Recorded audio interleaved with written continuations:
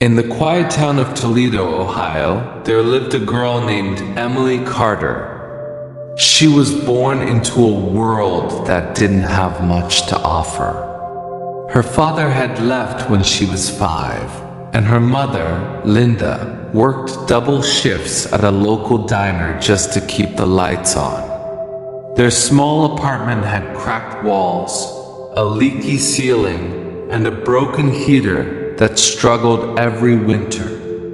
Emily grew up watching her mother work herself to exhaustion.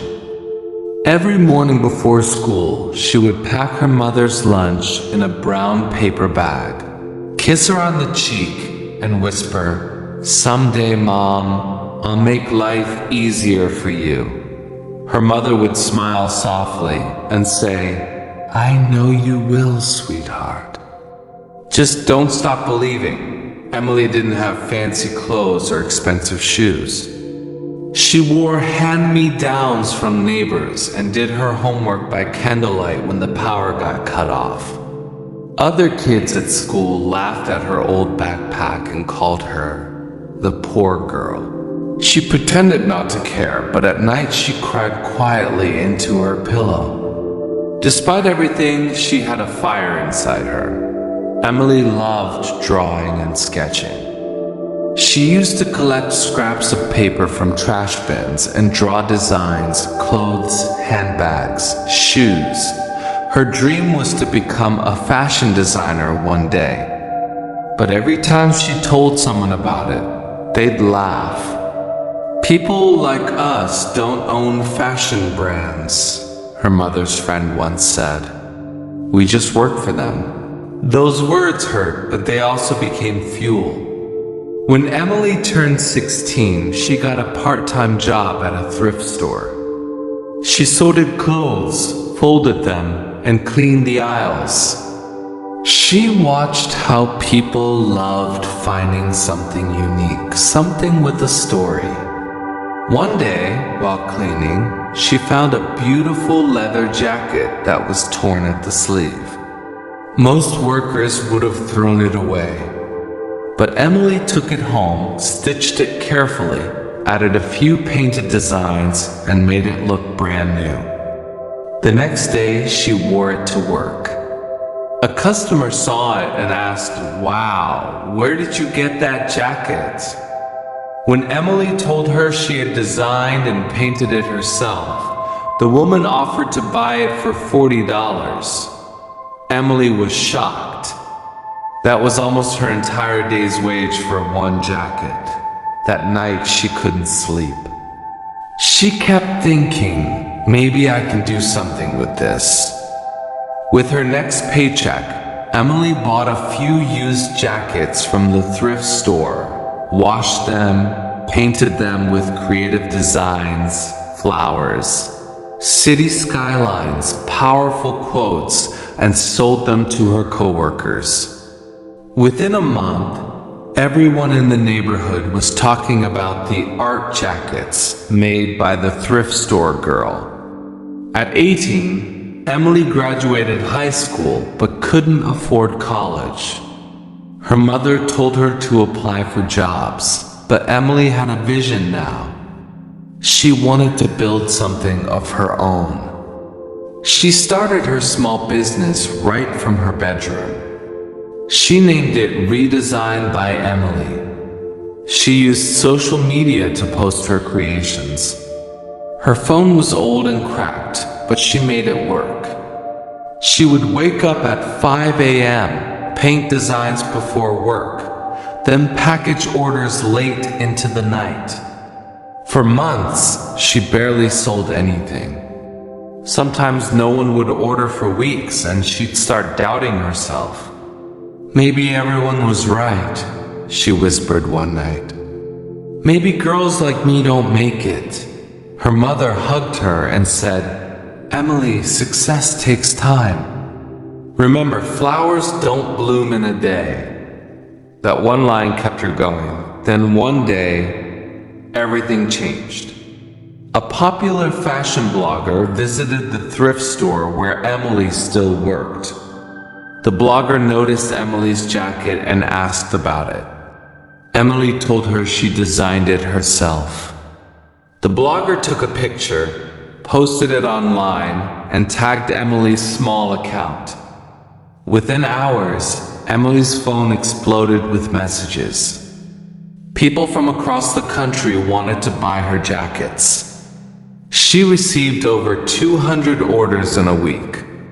She had no staff, no office, no machines, just her hands, her paintbrushes, and her mother helping to pack boxes late into the night.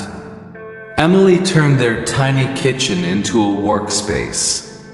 She stopped going out, stopped wasting time, and worked around the clock.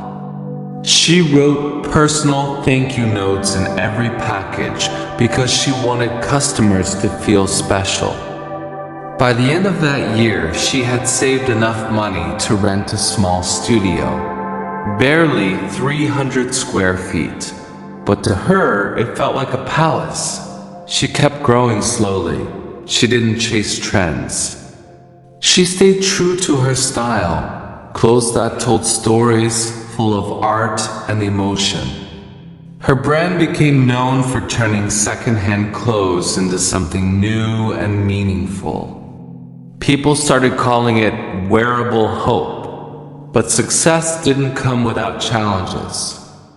At 23, a big company copied one of her designs and sold it in bulk. She tried fighting legally, but didn't have money for a lawyer. She cried for days. She felt defeated. One night she told her mom, "Maybe I should quit. I can't compete with big companies." Her mom looked at her and said softly, "You didn't start this for money, Emily. You started this to prove that dreams can rise from nothing. Don't let anyone steal that from you."